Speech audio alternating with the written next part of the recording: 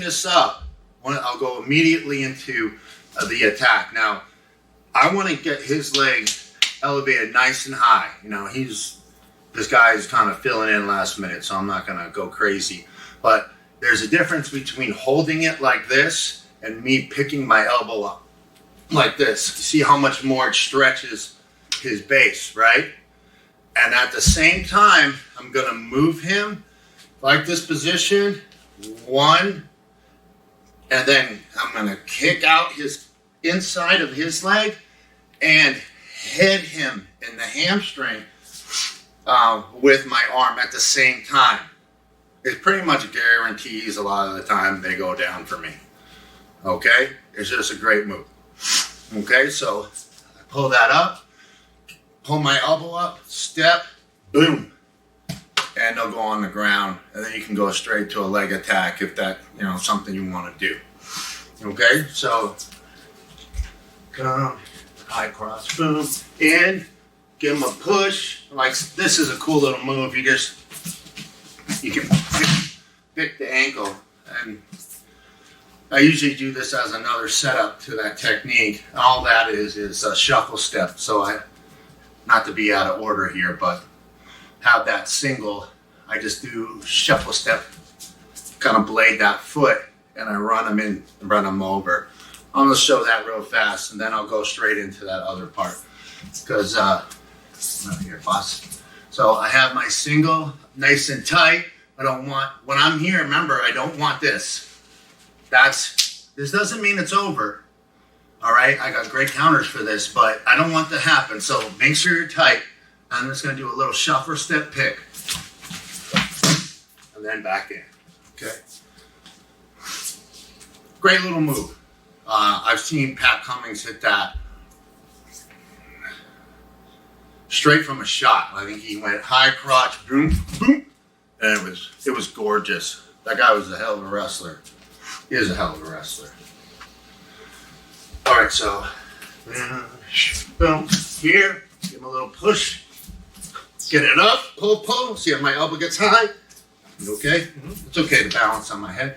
Now, as that comes up, 1, 2, and you can see where I'm at now. Get them nice and tall.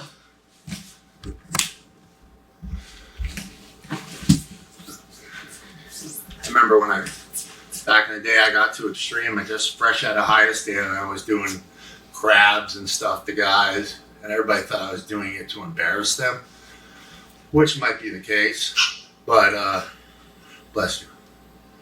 But it was just, you know, that happened in my gym. That's what we did. It was just me hitting attacks. And you do that to, you do crabs and stuff to, you know, high-level guys. They'll never roll with you again in my experience. Okay? But yeah, so here, boom, boom, knock, get it up, and 1, 2. Great. Now, so when you want this reversal, the key is not to try to pull his whole body up. Use the pain of the Achilles lock, and he will naturally raise. So when I'm here, just stay on that Achilles, not be on that up by the calf. And when I'm here, as I crank this, watch his hips come up. Whoop, whoop. And it comes right over.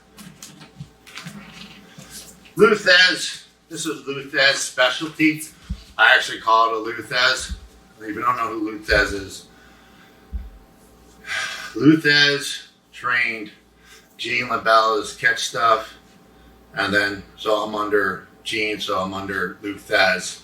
And Luthez, he had training from a few people, but Ed the Strangler Lewis, was my favorite catcher wrestler of all time. He was a real motherfucker. And the game became rigged because of Luthez. So like no one could beat him, so people stopped going to watch. It was kind of like that. It was like, oh, this champion no one wants, so he started throwing matches. And then because he got a piece of the house take, that's how they made their money. So everyone's like, Luthez lost. And then they have the rematch. And then he'd go out there and fucking destroy the guy. And then that's when they were like, hey, we can make more money rigging some matches and make it more exciting. And we don't go home, because a lot of guys would get hobbled you know, get wrecked and they can't do this anymore. And that's when the game started becoming more phony. Because back then, boxing was so rigged that everybody watched wrestling. It's a different time frame. It's hard to imagine. But, yeah, it was a different time. But Ed Lewis, he was the moment the meter changed a whole other way. And, yeah, he was phenomenal. I'm honored to be. Not that, like, you know, he didn't train. It's just kind of cool. A lot of people care about lineages. I don't really care. But it is kind of neat that I've been, I don't know, love how I stand. How I stand's great. Okay. Boom, moving. Snap. Maybe I go for a handgun. He pops his head up. Boom, boom. Up. 1, 2, up. Now, use that crank. Crank, crank, crank. He comes up. And now, heel hook. Okay. All right.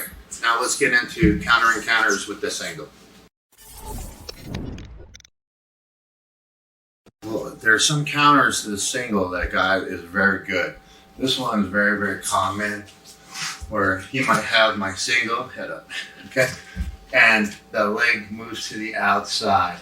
Guys will do that, and they'll come down here, play the wrist, and this is good. This is a good way to counter, okay? You know, whether I'm peeling or trying to get my leg back, okay? But that frame happens a lot, and a lot of guys don't know what to do. They keep trying to step over and recover. You know, that can happen, but I got some good combinations that, you know, I learned amongst the way that work really well. A ton of them on the fence, because this is a big issue on the fence, is counter. And believe it or not, you get some good combinations to counter it. It's not a problem at all. Okay, so what's going to happen? So I have that single, and he moves his leg to the outside. Okay, so I'm here on my single. I'm trying to control, and he's got his leg to the outside.